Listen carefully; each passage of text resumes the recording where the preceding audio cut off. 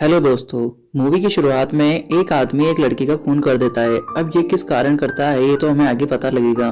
तभी एक फादर को दिखाया जाता है, उसका नाम फादर जोसेफ होता है। वो वहाँ खड़े लोगों से उस मर्डर का कर गया पूछते हैं। नेक्स्ट सीन में फादर उसका पीछा करते हैं और थोड़ा आगे जाकर उसे पकड़ते हैं और उसके पैर पर गोली मार देते हैं। तभी वहाँ पुलिस आती है और उन्हें अरेस्ट कर लेती है। नेक्स्ट सीन में हमें एक घर दिखाया जाता है। फिर हमें एक मेड या केयरटेकर को दिखाया जाता है जो उस घर की होती है, जिसका नाम मैगडा होता है और वो मार्केट से कुछ सामान लाती है और किचन में उन्हें जमाने लगती है। अब हमें उस घर की लॉर्ड लेडी को दिखाया जाता है। तभी वो जिस कमरे में बैठी होती है उस कमरे की लाइट्स ऑन ऑफ होना शुरू कर देती है। अब वो इसे डर जाती है, मैगडा को चिल्लाकर बुलाती है।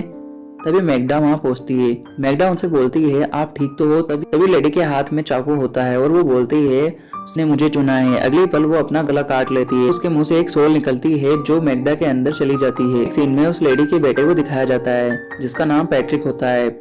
से एक लेडी ऑफिसर कुछ पूछताछ कर रही होती है और बोलती है आपकी माँ ने सुसाइड क्यों किया, क्या आप बता सकते हैं इसका कारण क्या हो सकता है। अब हमें मैगडा को दिखाया जाता है जो कि बहुत बीमार और डरी हुई है। उसके पास रेबेका आती है, उसे पानी का ग्लास देती है और कहती है कि तुम डरो मत। तभी मैगडा के मुंह से एक खून भरी उल्टी निकलती है, इसलिए रेबेका उसे बाथरूम ले जाती है। अब रेबेका बाहर खड़ी होती है।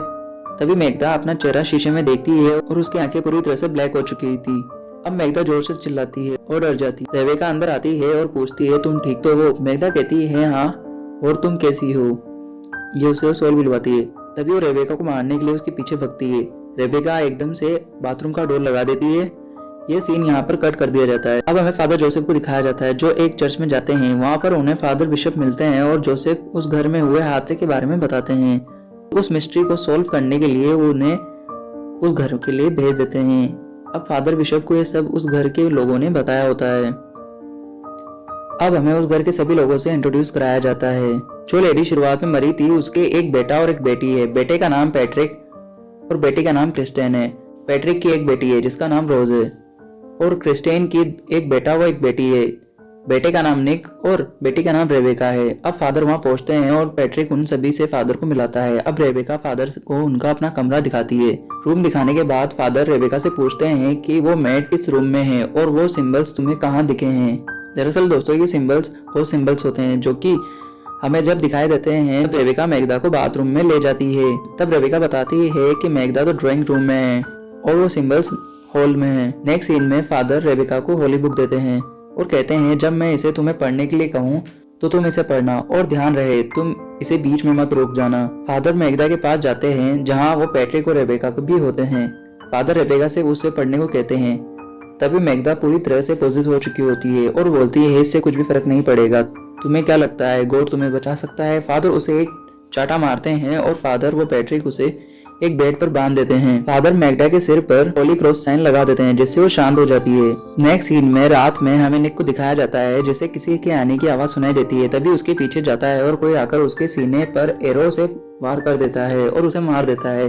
अब सुबह होती है और सभी लोग डाइनिंग टेबल पर होते हैं। अब फादर रोज से निक के बारे में पूछते क्योंकि निक आखिरी बार रोज के साथ। तभी रेबेका निक को फोन करती है और उस पर उसके फोन की रिंगटोन पास में ही सुनाई देती है और वो सभी लोग उस रिंगटोन के पीछे जाते हैं। तब हमें निक की डेड बॉडी दिखाई जाती है। इन सभी का शक सीधा मैगदा पर जिसे देखने फादर आते हैं पर वो बंदी होती है। अब दूसरे दिन रात को जहाँ पैट्रिक व फादर ड्रिंक कर रहे होते हैं, ड्रिंक के बाद फादर अपने कमरे में लौट जाते हैं। अब हमें पैट्रिक को दिखाया जाता है जो एक लेटर लिख रहा होता है। तभी उसे बाहर से एक आवाज आती है और वो उस आवाज के पीछे जाता है और अचानक उसके पीछे से आकर जिसने निक को मारा था वो पैट्रिक के मार देता है। अब सुबह हो जाती है। फादर को रेबेका की चीख सुनाई देती है और वो अपने कमरे से नीचे पहुंचते हैं और उन्हें वहाँ पैट्रिक की डेड बॉडी दिखती है। यह सब देखकर क्रिस्टेन नाराज हो जाती है और फादर को अपने घर से जाने के लिए कहती है। फादर जाने लगते हैं। तभी रेबेका को वो लेटर मिलता है जिसे पिछली रात पैट्रिक लिख रहा होता है। वो लेटर फादर को दे देती है।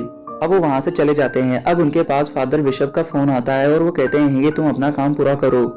ये सुनकर अपनी कार में बैठते हैं और उस लेटर को पढ़ने लगते जिसमें पैट्रिक ने लिखा था कि रोज उसकी लड़की नहीं है। अब हमें यहाँ पे पता लगता है कि जिस सोल ने मैगदा को पोजेस कर रखा होता है वो रोज की मदर है और वो अपना बदला लेने के लिए उस घर के लोगों को परेशान कर रही होती है। अब फादर उस घर में पहुंचते हैं और रेबेका को एक कुर्सी पर बांध देते हैं और दूसरी ओर कुर्सी पर क्रिस्टेन भी होती है जिस पर एक व्हाइट कलर का कपड़ा होता है। अब क्रिस्टेन को रोज की मदर पोजेस कर लेती है जिनसे बचकर वो भागने लगते हैं। अब पीछे से रोज रेबेका को पकड़ लेती है तथा उसके सिर पर गन को ट्रिगर कर देती है क्योंकि उसकी माँ की सोल ने उसे पोजेस कर लिया हो।